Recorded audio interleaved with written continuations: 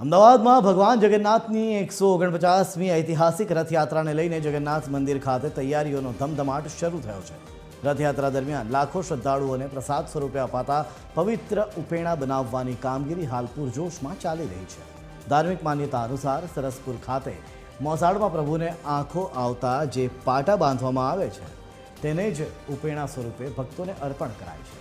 આ વર્ષે પણ 10,000થી વધુ ઉપેણા તૈયાર થઈ રહ્યા છે।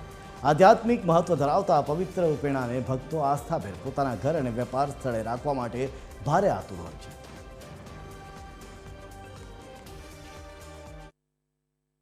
ભગવાન જગન્નાથની રથયાત્રા દર વર્ષની જેમ આ વર્ષે પણ 149મી રથયાત્રા જ્યારે નીકળવાની છે ત્યારે તેની ધૂમધામથી જે તૈયારીઓ જે છે ચાલી રહી છે અને જે પ્રમાણે આ રથયાત્રામાં જે જાંબુ કેરી અને મગનું જ્યારે પ્રસાદ આપતા હોય છે ત્યારે જે એ પ્રસાદના રૂપમાં ખાસ ઉપેણાનું પણ જે વહેંચણી કરવામાં આવતી હોય છે અને હાલ તમે જોઈ શકો છો કે જે ઉપેણા બનાવવાની જે તૈયારીઓ જે છે શરૂ કરી દેવામાં આવી છે।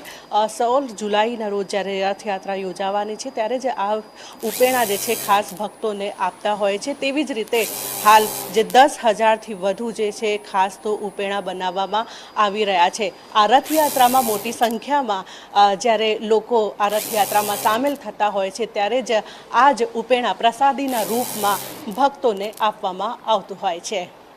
કેમેરામેન તુષાર પરમાર સાથે મોનિકા રાજપૂત, TV 13 ગુજરાતી, અમદાવાદ।